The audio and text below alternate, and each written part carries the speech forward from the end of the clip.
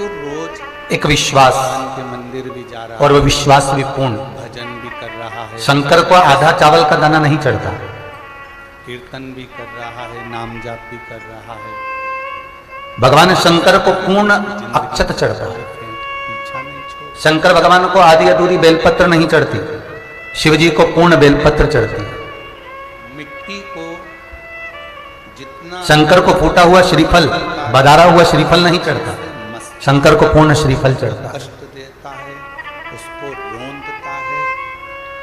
मिट्टी की मूर्ति बर्तन पूर्ण श्रीफल बनता है। मान लो जैसे उद्यापन में दिया गया आधा वस्त्र नारी के सौभाग्य को खंडित कर देता है, उसी तरह शिव को चढ़ाया हुआ आधा समान व्यक्ति के विधान को, पूजन को, स्मरण को खंडित कर देता है।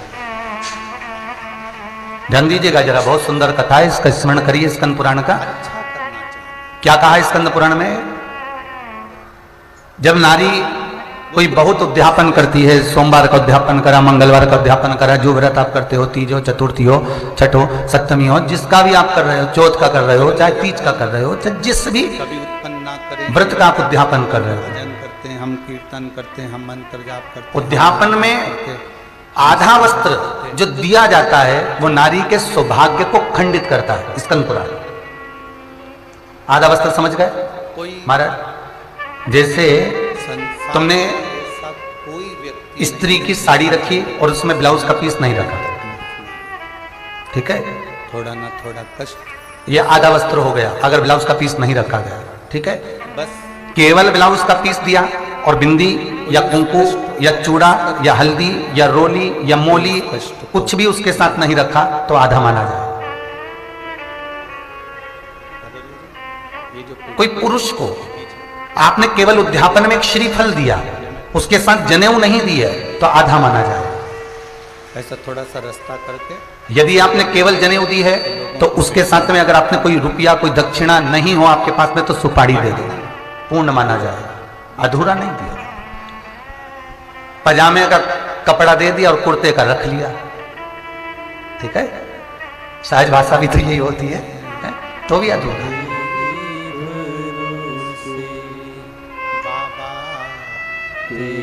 जैसे उद्यापन में दिया गया अधूरा वस्त्र, उद्यापन में दिया गया अधूरी सामग्री नारी के सौभाग्य को खंडित कर देती है, उसी तरह शंकर को चढ़ी हुई खंडित वस्तु, अधूरी वस्तु उसके पूजन के विधान को खंडित कर देती। कई लोग कहते हैं हमारा ये वाला काम नहीं, हमने व्रत तो करा था, हमने तो उपास करा था। तो जरा विचार करना, तुम जो पशुपति व्रत करने गए, एक एक बेलपत्री को छाट कर, धोकर, साफ कर कर कोई खंडित बेलपत्र आपने शिव को तो नहीं चढ़ा दी।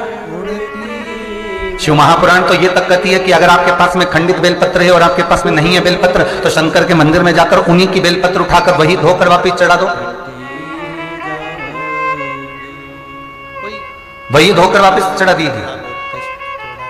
और शमी पत्र तो एक ऐसा होता है कि शंकर के मंदिर में अगर शमी पत्र पड़ा हुआ है तो शमी पत्र को मात्र आप स्पर्श ही कर देते हो, उसको धोने की भी जरूरत नहीं पड़ती। जाप करते, स्मरण करते, शमी पत्र को धोने की भी जरूरत नहीं है, मात्र स्पर्श ही कर दिया चढ़े चढ़ाए पर तो भी उसका सुख है हमारा। हो सकता है कि थोड़ा कष्ट, तो भी उसका आनंद है हमारा। थोड़ा कष्ट। देखो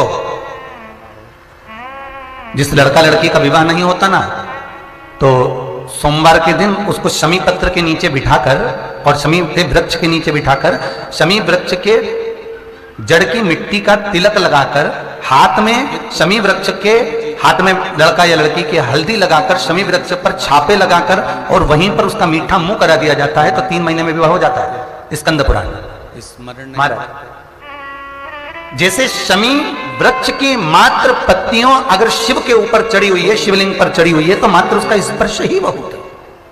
भगवान उनको ईश्वरी भी दे रहा है, धन भी दे रहा है, मात्र उसका स्पर्श बहुत है, संपदा भी दे रहा तो खंडित वस्तु, खंडित सामग्री, है। हो सकता अर्धवस्त्र उद्यापन में ना दिया जाए। आप लोग उद्यापन करे होंगे तो आप लोगों ने समझदारी रखी होगी, खैर ये तो बाबा भोलेनाथ जी की कृपा है, कथा निकली इसलिए कह दिया। उसके पूर्व में किए हुए कोई भजन का बल, उसके पूर्व में किए हुए अर्धवस्त्र भी ना दिया का बल, उसके जितने व्रत हम करते हैं, जितना उपास हमने करा, जितनी पूजन हमने करी, जितने हमने उद्यापन 16 सोमवार करे, 16 सोमवार का व्रत का उद्यापन कर रहे हैं, तो पूर्ण वस्त्रता दीजिए। हमें जो मिला अगर ब्राह्मण को भोजन करने बुलाया है तो उसके श्रीफल के साथ जनेऊ या दक्षिणा दीजिए। जनेऊ अकेली दे रहे हो तो सुपारी दे दो, दक्षिणा दे दो, कुछ भी दे दो, पर जोड़ा लगा कर दीजिए। अकेला कुछ ना दीजिए। अगर अखंड सौभाग्यवती का जीवन हमें जीना है, हमारे YouTube चैनल पर आप अगर जाएंगे तो मुंबई में स्कंद पुराण बची थी, माहेश्वरी समाज अंधेरी पश्चिम मुंबई, जब उन्होंने कथा कराई तो उसका एक क्लिपिंग डला हुआ होगा, आप उसमें निकालिएगा कि सौभाग्यवती नारी किन वस्तुओं का दान, तुला दान कर देती है जिससे वो विधवा होकर नहीं मरती, अखंड सौभाग्यवती होकर जाती। बहुत दे दिया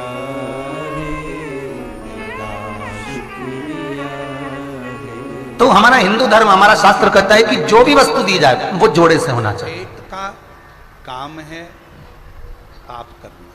और महाराज इसलिए जोड़ी वस्तु का आज भी नियम है हमारा जिस्कंद पुराण के हिसाब से। कहीं आपके घर में अगर ऐसा जुड़मा केला आ जाए तो ईमानदारी से बोलो खाते हो क्या? नहीं। तो कौन से पुराण में लिखा है कि जुड़ी वस्तु का त्याग होना चाहिए, जुड़ी वस्तु को गाय को खिलाना चाहिए, जुड़ी वस्तु को किसी को दान दे देना चाहिए, जुड़ी वस्तु को किसी देवालय तीर्थालय आदि में प्रदान कर देना चाहिए और उसका भोग नहीं करना चाहिए? किस पुराण में लिखा? कोई आपसे पूछ सकता है कि ये नियम कब से चला आ रहा है साहब? हमारे माता पिता कहते हैं कि ये केला जो जुड़मा है इसको मत खाना बेटा, ये ककड़ी अगर जुड़मा है इसको ना खाइएगा बेटा, कोई बैंगन अगर जुड़मा है इसकी सब्जी ना बनाइएगा भाई, है?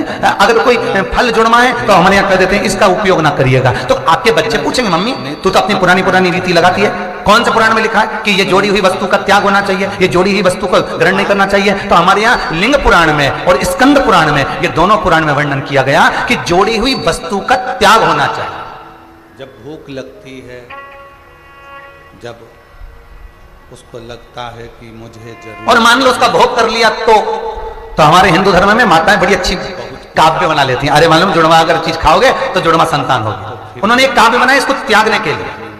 पर स्कंद पुराण, शिव पुराण कहती है, लिंग पुराण कहती है जोड़ी हुई वस्तु का अगर कोई नारी भोग कर लेती है तो उसको इस जन्म में बेधव्यता का भाव ग्रहण कर अगले जन्म में फिर सौभाग्यवती मरना पड़ा। तो हम ऐसा कर्म करे का है? अब ये हमारे यहाँ की पुरानी माताएं ऐसी तो बोलती नहीं, पर उन्होंने कह दिया जुड़वा बच्चा होगा इसलिए खा मत ले, जोड़ी हुई वस्तु का त्याग कर दो। ये जोड़ी हुई वस्तु का भोग नहीं। अगर बैंगन सब्जी बना रहे हो तो जुड़वा बैंगन का सब्जी नहीं, टमाटर जुड़ा हुआ है तो उसकी सब्जी नहीं। पेट कराता है। जोड़ी हुई वस्तु का भोग हमने इसलिए हमारे यहाँ अलग तरह से उसको घुमा करके दिया कि अगर ऐसा करोगे तो उसका ऐसा होगा। पर उसका प्रमाण क्या है? हमारे आज के बच्चे मानने को तैयार नहीं होते। तो बच्चों को समझा सकते हो, कह सकते हो कि पुराण उठाइए, स्कंद पुराण को पढ़िए, स्मरण करो। काम किसको करना पड़ता है? स्पीड को। वो कौन सा शिवलिंग है किसको खाना पड़ता है? स्पीड को। जिस शिवलिंग के सामने ही परिवार का बोझ किसको उठाना? बिल्कुल शिवलिंग के पास में ही कुटुंब कबीले श्रीफल को तोड़कर उसका जल शिव को समर्पित होता। पाप करवाता पेट है। महाराज भोगती 12 ज्योतिर्लिंग में से वो कौन सा ज्योतिर्लिंग है जिस ज्योतिर्लिंग पर शिव जी के नजदीक में ही नारियल को फोड़कर बदार कर उसका जल तुरंत शंकर को चढ़ाना पड़ता? तुरंत एक क्षण की भी देरी नहीं, फूटा और चढ़ाया।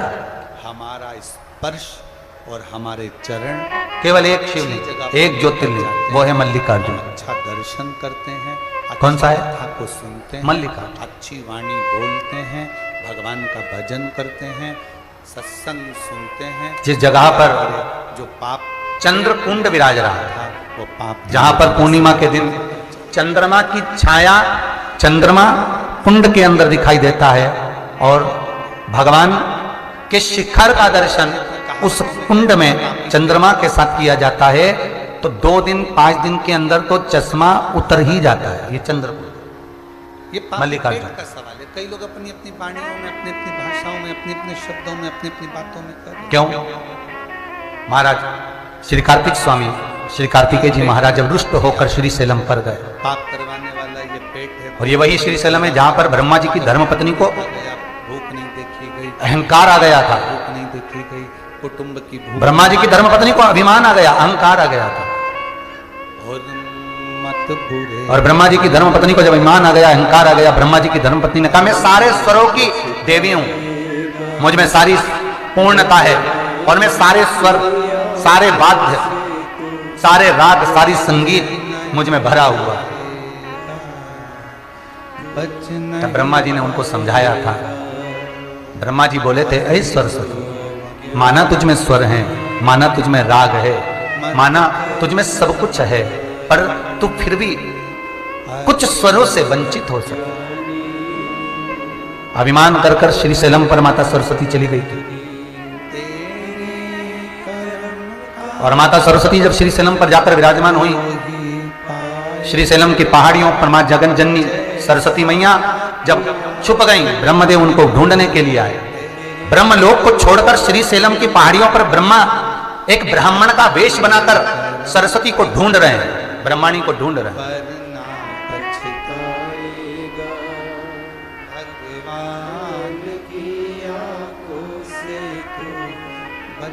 नहीं मिली।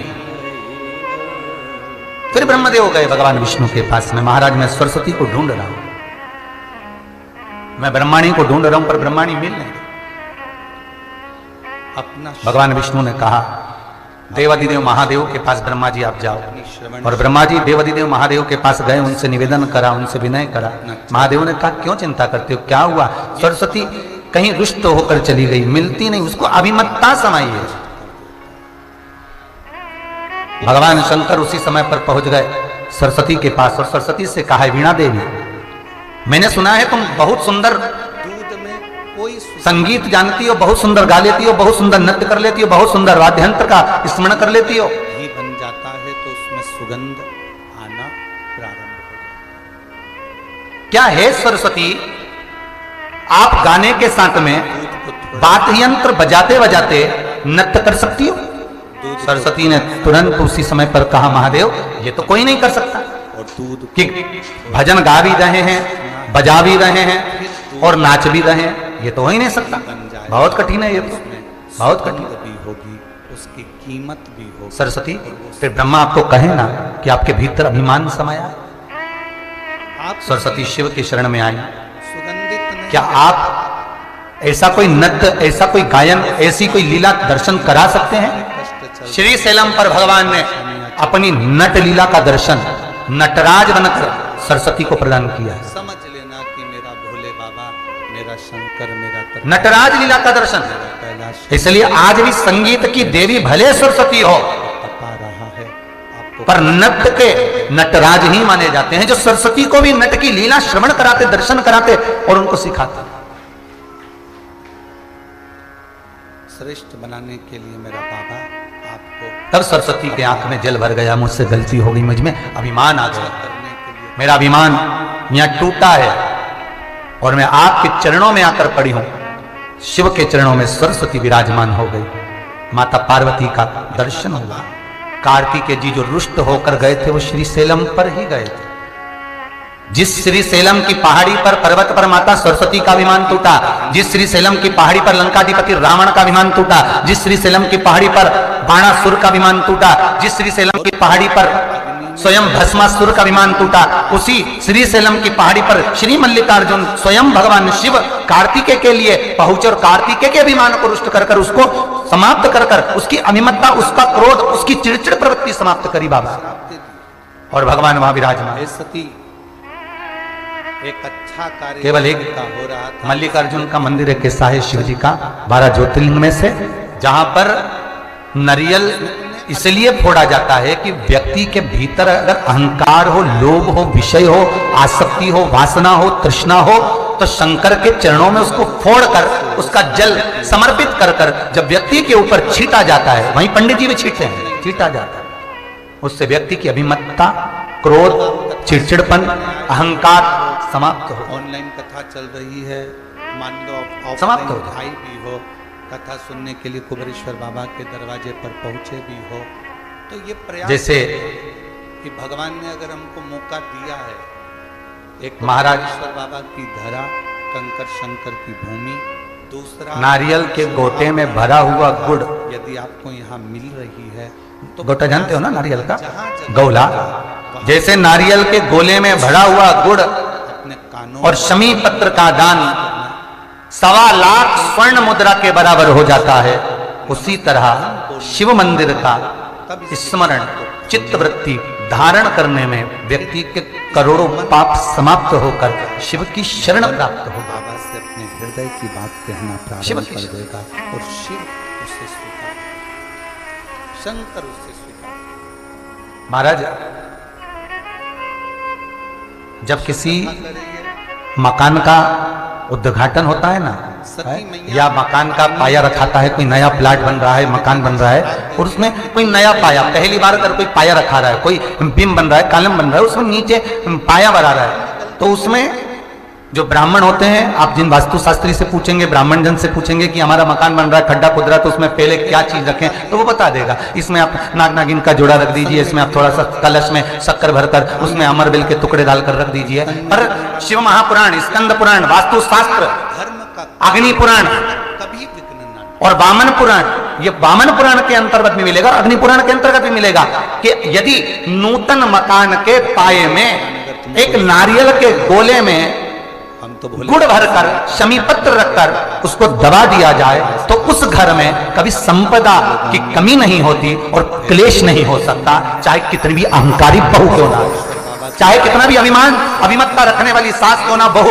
उस सास बहू में प्रेम ही रहेगा, क्लेश नहीं हो सकता। ऐसे भरना कि ये भी जिंदगी में एक बार शिव महापुराण की कथा, उसमें विवाद नहीं हो सकता।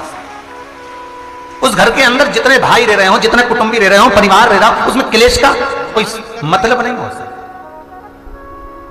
जैसे कोई बहुत बीमार व्यक्ति है, बहुत बीमार है, बहुत बीमार, और उसको कोई औषधि नहीं लग रही, उसको कोई औषधि काम ही नहीं कर रही, तो आप जब उसको भोजन कराएं, पानी पिलाएं, आप उसको कुछ भी खिलाएं, चाहे जूस पिला रहे हो, भोजन करा रहे हो, चाहे सूप पिला रहे हो, उसका मुख यदि आप पूर्व में रखकर खिलाएंगे तो 15 दिन के अंदर वो अपने हाथों से भोजन करना चालू कर देगा। 15 से 16वां दिन नहीं होगा। प्रार्थना करो जब मेरा पर यदि आप उसको उत्तर का मुख रखकर, आप उसको पश्चिम का मुख रखकर बीमार व्यक्ति को अगर भोजन कराएंगे, दक्षिण का मुख रखकर भोजन कराएंगे तो उसको औषधि लगने में बहुत समय लगता है।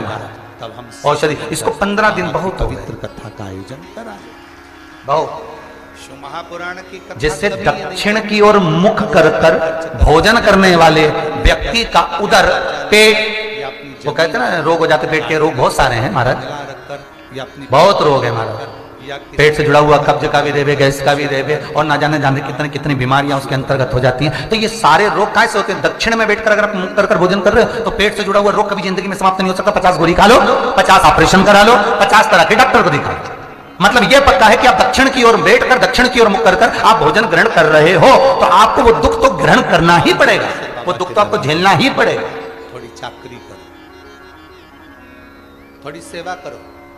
तो भगवान शिव की कथा कर रही है, स्कंद पुराण वर्णन कर रही है महाराज, सुंदर अग्नि पुराण और वामन पुराण कर रही है। एक गोले में गुड़ शमी पत्र रखकर जो दबाया जाता है उससे जीव को, इसलिए आज भी हमारे यहाँ नियम है, जब आप लोग नहीं दबा पाते तो जब वास्तु पूजन कराने पंडित जी आते हैं तो एक चांदी के, एक तांबे के लोटे में नाग नागिन उसमें शक्कर भरते हैं, शक्कर भर के उसको दबाते हैं कि भले तुमने गुड़ नहीं रखा तो शक्कर दबा दो, पर उसको गोले में रखना चाहिए, परंतु उसको रख देते हैं वो तांबे के कलश में। नियम वही है पर उसको चेंज कर दिया गया समय अवस्था में, समय अवस्था में कर दिया कि उसमें तांबे का कलश रखो, चांदी का नाग नागिन रखो, वो शक्कर भरो, फिर दबा। और नियम वो है कि नारियल का गोटा हो, गुड़ भरा हो, उसमें भले तुम नाग नागिन रखो चाहे कुछ भी रखो, पर समी पत्र अगर रख दिया तो नाग नागिन की भी जरूरत नहीं है। समी पत्र रख दिया तो वास्तु की मूर्ति रखने की भी जरूरत नहीं है। समी पत्र में 33 कोटि देवता एक एक पत्ती के रूप में उस समी पत्र के भीतर विराजमान रहते हैं, जिसको हम विराजमान कर रहे हो। सुख समृद्धि वैभव आनंद आए हो तो थोड़ा समर्पण।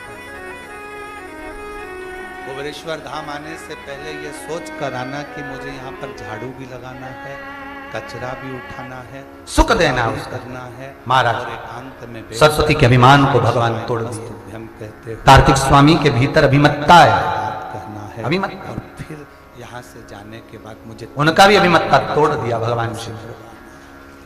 अरे कार्तिक, तुझे लगा हो कि तूने तारकासुर का संहार किया है इसलिए तू नहीं गिन रहा, तो ये तेरी गलत फहमी।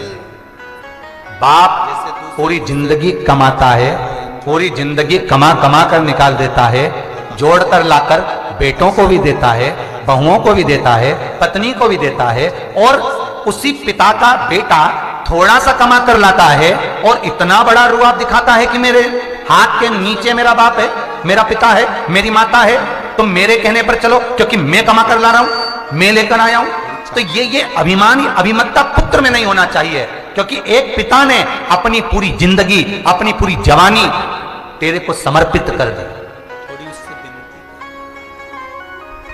कई बहुओं के मन में अभिमान आया था। बहुओं सोचती हमारा पति तो कितना कमा रहा, हमारा पति तो बेचारा पूरे घर के लिए कर रहा, इतना कमा कर। तो ये अभिमतता नहीं होना हमारे भीतर, ये अभिमतता हमारे भीतर नहीं आना चाहिए, अहंकार नहीं हो सकता है। कार्तिक स्वामी से भगवान शिव यही कह रहे हैं कि तेरे भीतर अभिमान समा गया तारकासुर को मारकर, कि तूने तारकासुर का संहार करा तो तुझे लगता है कि तू सबसे बड़ा प्रबल हो गया। नहीं, बाबा खूब छाया कर तुम्हारे को करना नहीं। एक बार दुकान चालू करी, व्यापार करा, व्यवसाय करा, 2-5 लाख कमा लिए, 10 लाख कमा लिए, तो ये अहंकार नहीं आना कि मैं ही कर रहा हूं। हो सकता है मेरे शंकर की कथा कहती है, शिव ने कार्तिकेय से कहा, कार्तिकेय सुन, इस परिवार में तेरी माता भी है, इस परिवार में तेरे पिता भी हैं, इस परिवार में तेरा भाई भी है, इस परिवार में तेरे भाई की पत्नियां भी हैं, इस परिवार में तेरी भी पत्नियां हैं, इस परिवार में पोता पोती भी है, नाती पंती भी है, इस परिवार में जितने विराजमान है, चाहे वो नंदी हो, शंगी हो, भृंगी हो, ये जितने विराज रहे हैं, भगवान शंकर कहते हैं ना जाने किसके भाग्य का तुझे प्राप्त हो रहा है और किसके बल पर तूने तारकासुर को मारा, ये तुझे ज्ञात नहीं हो सकता। व्यक्ति इस अभिमान को छोड़ दे कि मैं कमा रहा हूं। अरे कमा तुम रहे हो, पर भाग्य केवल अकेले तुम्हारा नहीं हो सकता, भाग्य संपूर्ण परिवार का। उस परिवार में जो रह रहा, माता पिता भाई बंधु कुटुंब कबीला जो हो, उसके भाग्य का है। अभी तो आजकल आप लोग बहुत तंग करते हैं, ठीक है, ये अभिमान हमारे भीतर में है। जब तंग नहीं करते थे तो हम लोग अपना कमरा छोड़कर, जब आप लोग कहीं बैठकर पेड़ों के नीचे दाल बाटी बनाते थे, या वो चरित्र याद आ गया, एक लड़का मोटरसाइकिल चालू करके जा रहा था, बुलेट फट फट करे, हम अपने कमरे से निकलकर तुम्हारे पिताजी ने आवाज लगाई, ए छोरा इधर आ। हाँ पापा, अंदर से एक गिलास पानी ला दे। अब बेटे ने कमरे अंदर जाके मम्मी से कहा, मम्मी ज्यादा क्यों पापा को पानी दे दो एक गिलास। तो देते हैं। पापा मैं तो अकल ही नहीं रही मम्मी, मैं गाड़ी तैयार होकर जा रहा, गाड़ी खड़ी करवा के मुझे बुला के पानी ला के दे, बता। भी मन करता है, तुम अंदर थी, तुमसे नहीं कहते बना, हमारा भी मन जा पापा को पानी दे दो। थोड़ा और बेटा कहे के बीच में चले गया, भट भट भट भट। वो आपके साथ में बातचीत करे, हमारा भी मन करता पत्नी पानी लेके आई, पति ने पूछा क्यों पर पानी तुम लेकर आई, और तुम्हारा राजकुमार कहाँ जा रहा था इतनी जल्दी में। पत्नी बोली रेलवे स्टेशन पे प्याऊ लगाई है, पानी पिलाने जा रहा है। बातचीत ही ना हो पाए, फिर कोई उधर कोई इधर, हमारा मन करता है, हमारी बहनें आई हैं, हमारे विचार करिए, भांजा भांजी आए, घर में थोड़ा बैठ कर बूढ़ा बाप पानी के लिए बैठा है तो पानी नहीं है, और स्टेशन पे जाके पानी पिला रहे हैं, तो तुम भले लाखों का पानी पिला दो, चाहे दिन भर खड़े रहकर पानी पिला दो, कुछ मिलना है, तुमने विघ्न डाल दिया, कुछ प्राप्त होना है। ये सबसे बड़ी गलती सती तुम्हारी है, तुम्हें कोयल का कुछ जन्म मिला, हमारा अभिमान, एक थोड़ा सा कार्तिक, अभिमान, थोड़ा सा अहम, तो एक तारकासुर को तूने मार दिया, ये दोनों बड़ा भगवान से एक तारकासुर को तूने मारा तो तुझे लगा सती तू ही सर्वस्व हो गया। भगवान से क्यों दूर हो गए? नहीं तो सती को तो नहीं। रहना था, सती को तो ये व्यक्ति का अभिमान है, अहंकार। फिर सती शिवजी से दूरी कैसे बना ली? क्योंकि और उस जिस दिन माँ सती को अभिमान आ गया, मनुष्य के भीतर का अहंकार चला जाता है, तब भगवान की भक्ति मिलने में देरी नहीं होती। मेरी शादी आपके साथ हुई और आप मुझे कुंभज ऋषि के यहाँ ले जाते, भगवान की भक्ति प्राप्त हो जाती है। तुम्हें तो मेरे को ले जाना था शादी के बाद घूमने के लिए, भ्रमण कराने के लिए, कहीं हिल स्टेशन, और तुम मुझे कुबेरेश्वर धाम ले एक आए। विश्वास और दूसरा त्याग, ये तो सोचना पड़ेगा। भगवान की भक्ति में ये दो जो चीजें उज्जैन बड़ी में मान्य आए, हैं। महाकाल तुम मुझे विश्वनाथ के यहाँ ले गए, एक- काशी तुम मुझे केदार सोमेश्वर के यहाँ ले गए, तुम्हें तो मुझे लेकर जाना था कहीं और। गुरु के बहुत सारे चेले थे। श्री बारिश स्वामी का जल समर्थ गिरता है, बारिश का जल गिरता है तो वो नाली में वन में जाता से है। जा रहे थे, निकल कर नाले में जाता है तो नदी में जाता है। श्री स्वामी समर्थ जी निकल कर जा रहे हैं, उनके चेले साथ में हरि श्री हरि समुद्र तक पहुंच रामकृष्ण हरि कहते बोलो कहते जाता है कि नहीं? चले जा रहे। जम के बोलो। बारिश का एक जल जगह ऐसी आई नाली के जहां पर एक माध्यम से, वृक्ष खड्डों की के माध्यम बहुत से बहता मोटी बहता सी नाली डाली में जाता है, कुएं की नाली में जाता ओर है, झुक रही है। कुएं नदी में जाता है, बड़ी नदियों में पहुंचता है, फिर धीरे धीरे वो समुद्र तक पहुंच जाता है। स्वामी समर्थ जी ने बारिश अपने सारे शिष्य बरसती को रोक है लिया, और उसका सारे चेलों को पानी रोका समुद्र तक और पहुंच। स्वामी समर्थ जी ने चेलों को रोककर कहा जरा रुको थोड़ा, की कथा और देखो ये कुएं के पास में एक जो डाली झुक रही है, शिव पुराण कुएं में की कितनी कथा पत्तियां गिर गई, गुरु पानी के दूषित मुख हो रहा से है। जब बरसती काम करो, है, तो वो जितने भक्त के पास तुम में से कोई जाती जाओ है, उन और इस भक्तों डाली को काट दो। शिव तक ले जाकर छोड़ दे, शंकर तक पहुंचा। अब सबने जाकर देखा तो वो जो डाली थी, जो कुएं में पेड़ लगा हुआ था कुएं की पाल पर, उसमें कहीं ऐसी जगह नहीं थी जहां बैठकर इस डाली को काटा जाए। किसी का इस डाली को उसी डाली पर बैठकर काट सकते थे, इसके सिवाय ये नहीं कट सकते। का किनारा जरूर सहारा 10-12 चेले सबने मना कर दिया, गुरुजी ये तो ही नहीं सकता, वहां पकड़ने की जगह नहीं, पांव रखने की जगह नहीं, तो ये डाली कटे कैसे? तो नहीं कट सकती। तब मंजिल में मिले ना मिले मुझे। स्वामी समर्थ जी का एक चेला था जिसका नाम था अंबादास। भगत भजन में डूबा रहता था, ना मिले कोई मुझे भक्ति अपनाए, बहुत थी उसके ना भीतर। अपनाए, पर अंबादास बोले गुरुदेव और तीर्थ सबने मना कर दिया, एक प्रयास मैं कर सकता हूँ, खींचा, घूमे जाओ फिरे, काटो, चाट-माट खाई, enjoy जिससे ये पानी शुद्ध हो जाए कुएं का, लोग पिए।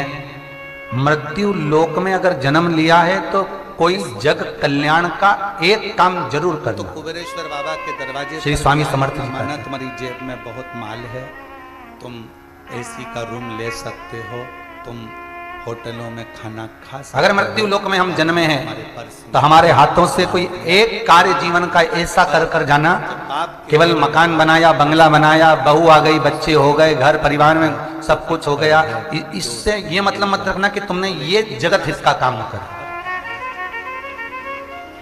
ये तो तुम्हारे घर की औलाद ही तुमसे कह देगी, वो तो हर बाप करता है जो तुमने किया, हर माँ करती है जो तुमने किया, तो तुमने किया क्या? कई बार औलाद भी ज्ञान दे देती है। और कोई महाराज होए ना तो तुमसे कहे कि होटल में खाया करो, काहे को यहाँ इतना भीड़ लगाते हो, पर एक हमारा निवेदन है, बाप का घर। महाराज प्रवचन देने जा रहे थे तो एक सेठ जी ने उनको वाले महाराज ताना मार दिया, अरे महाराज जी कहाँ चल दिए सुबह सुबह? महाराज जी बोले प्रवचन देने जा रहे हैं। सेठ जी बोले हमको ही दे जाओ प्रवचन। तो महाराज भी कम थे क्या? सियोर के ही होंगे। पूरा ग्राउंड बहुत महाराज जी तो उसके पास में आ गए कुबेरेश्वर बाबा और आकर बोले, संत तुरंत बोले, सेठ जी हमारे प्रवचन की तो तुम्हें जरूरत ही नहीं है, मन से तुम्हारी गोदी में जो तुम्हारा पोता बैठा है ना, यही तो रोज कहता है बाबा जी बाबा जी बाबा जी, मतलब हम उम्र हो गई, बाबा बनो जी। सेठ जी को लगा बता महाराज तो बहुत चतुर निकला रहे, हमें बाबा बना दिया, चलो बनो बाबा जी चलो। तो इतने में सेठ जी भी कम थे क्या? सेठ जी ने कहा हो महाराज बस बनने का तो बहुत मन करता है कि अब सब कुछ छोड़ के बाबा बन जाऊं, पर दिक्कत इतनी सी है कि छोरे के छोरे को गोदी में लेता हूं तो के बाबा जी, और लड़की के लड़के को गोदी में लेता हूं तो कहते ना ना मन ना ना। अब मन करता है बाबा बनने का, इतने में कह देता ना ना, तो मूड चेंज हो जाता। अब गुरुजी भी बोले रहने दादा हम तो चले प्रवचन जी होगी, कहाँ पाला पड़े। 3 महीना भी देरी नहीं करेगा, उसका मन होगा तो तुम्हें यहाँ से जीवन में अगर आए हो, मृत्यु लोक में अगर एक जन्म अपना हुआ है तो एक पुण्य का कार्य कर कर जरूर उसका जाए, मन होना, सत्कर्म कर कर। उसका दिल होना चाहिए। अपनी जिंदगी में एक काम को ऐसा करना, कहीं कुआं, बावड़ी, तालाब, मंदिर, वृक्ष, भवन, कोई ऐसा निर्माण करा कर जाना जिससे आने वाले समय में अपन रहे ना रहे, पर वो भूमि, वो जगह, वो स्थान दुनिया आए और वहां आकर सुख पाए, वो जीवन का एक काम ऐसा करो। और मैं धन्यवाद दूंगा सारे दानदाताओं को जो आजीवन भोजन भंडारे के सदस्य बने। भले आपने जीवन भर में एक बार 21,000 रुपए की सहयोग राशि तुमने समिति को दी, पर रहे ना रहे, भले तुम्हारे बच्चे तुम्हें भूल जाएं, पर ये विठलेश सेवा समिति और ये कुबेरेश्वर महादेव का मंदिर पर जब तुम्हारा नाम पत्थर पर लिखा जाएगा, वो अजर और अमर हो जाएगा। और वो जिंदगी में एक बार, साल में एक तिथि, एक दिन तो आपका भोजन होगा ही। फिर बच्चे श्राद्ध करें ना करें, हमारा निवेदन है कथाकार को, ये जीवन का कोई एक कर्म अपना करके ऐसा जा संत को बात संत तक रहने वो दो, क्रम चलता, तपस्वी को तपस्वी अपन रहे ना रहे। मुनि को मुनि रहने स्वामी समर्थ जी कह रहे हैं, भक्त रहने दो, उपासक महाराष्ट्र क्षेत्र में जरा स्वामी समर्थ जी का जरा बहुत भाव है। भगवान बनाने, स्वामी समर्थ जी अपने शिष्यों से कह रहे हैं कि एक कुआं अगर गंदा हो गया है तो इसको सफाई करवा दिए। बहुत सुंदर प्रसंग है, हमारा ध्यान रखिएगा। जरूरी नहीं है कि आप मंदिर बनाएं, जरूरी नहीं है कि आप कुआं और बावड़ी बनाएं, जरूरी नहीं है कि आप किसी वृक्ष को लगाएं। जरूरी ये है कि जो मंदिर बनाया है कोई टूट रहा है तो हम उसका जीर्णोद्धार भी कर सकते हैं। किसी मंदिर में पुताई नहीं हुई, रंगाई नहीं हुई, उसका रंग भी हम करवा सकते हैं। कोई वृक्ष लगा हुआ है उसमें पानी भी हम दे सकते हैं। कुछ अपने हाथों से कोई पुण्य ऐसा करते चलो जिससे किसी को प्रेरणा मिले। क्या शंकर भगवान को राम जी का भाग्य नहीं मालूम था? बोलो जरा जम के। कोई पुण्य ऐसा करते चलो जिससे जगत में उससे कोई प्रेरित हो। मेरे शिव जी को सब मालूम था कि राम जी जिससे कोई को प्रेरणा प्राप्त का वनवास होगा, ये कष्ट आएगा, ये तकलीफ आएगी, ये सब। पर राम जी ने जैसे भाग्य देखकर बताया कि तुम्हारी जिंदगी में ये भोपाल की एक संस्था ने कई सालों पहले की बात है, बहुत साल हो गए, लगभग 22-24 साल के करीब, पूछा गुरुजी हम क्या कर सकते हैं। हमने कहा कोई सेवा करना हो तो एक काम करो, हमीदिया में जब मुर्दे कोई मर जाता है, उसके शरीर पर कोई कपड़ा नहीं होता, तुम ऐसी संस्था समिति बना लो कि उनको कफन ही ओढ़ा। पर भगवान हॉस्पिटल से भी मुर्दा निकले तो बिना कपड़े का भी के भाग्य नहीं बताया। पहले ऐसे ही भेज दिया जाता। गांव छोड़ना पड़ेगा, नगर अब छोड़ना एक पड़ेगा, कपड़ा मथुरा उसके जाना तन पड़ेगा, मथुरा छोड़कर कोई अब चला आ रहा है वो नियम, वो क्रम उन्होंने बना लिया। अब ढेर लोग उनके साथ जुड़ गए। कोई अच्छा क्रम करते हो तो अच्छे लोग जुड़ेंगे, कोई अच्छा कार्य करोगे